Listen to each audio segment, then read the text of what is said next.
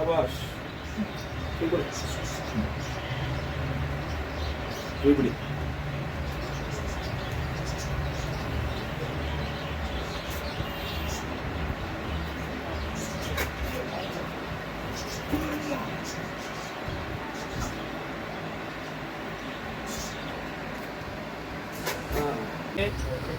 ಆರಾಮಾಗಿ ಏನು ಭಯ ಪಡ್ಬೇಡಿ. ಸ್ವಲ್ಪ ಒಳ್ಳೆ ಊಟ ತಿನ್ನಿ, ಏನು ಬೇಕಾದ್ರೂ ತಿನ್ನಿ.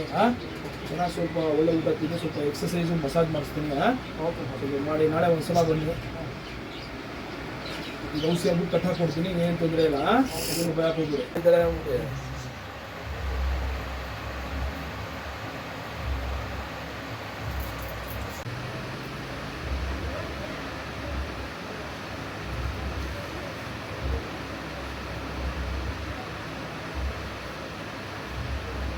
ಮಸಾಜ್ ಮನೇಲೆ ಮಾಡೋರು ಇದ್ದಾರೆ, ಇಲ್ಲ ನಾವೇ ಮಾಡ್ಬೇಕಾ ಸರ್?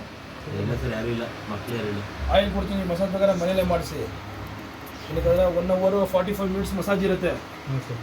ಅದು ಸ್ವಲ್ಪ ಹೀಟ್ ಆಯಿಲ್ ಸರ್. ಅದು ನೀವೇ ಮನೇಲಿ ಮಾಡ್ಕೋತೀರಾ, ಯಾರಾದ್ರು ಮಾಡ್ತಾರ ಅಂದರೆ ಮಸಾಜ್ ಬೇಕಾದ್ರೆ ಮನೇಲೆ ಮಾಡ್ಕೊಳ್ಳಿ.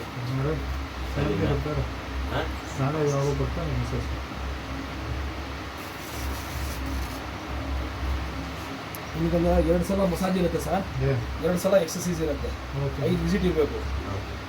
5 ಸತಿ ಬರಬೇಕು ಸರ್, 5 ಸತಿ ಬರಬೇಕು ಸರ್. 5 ಸತಿ ಅಂತ ನಾವು ಹೇಳ್ತೀವಿ. ಒಂದೇ ಸಲ ರೆಡಿ ಆಗ್ಬಿಟ್ಟು ಖುಷಿ ಪಡಿ. ಸರಿನಾ? ಹಾಂ ಅಲ್ವಾ?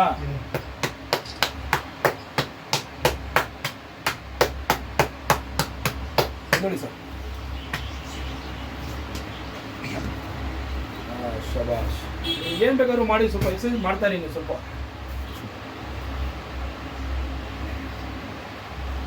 ಕೇಳಪ್ಪ ತಮ್ಮ.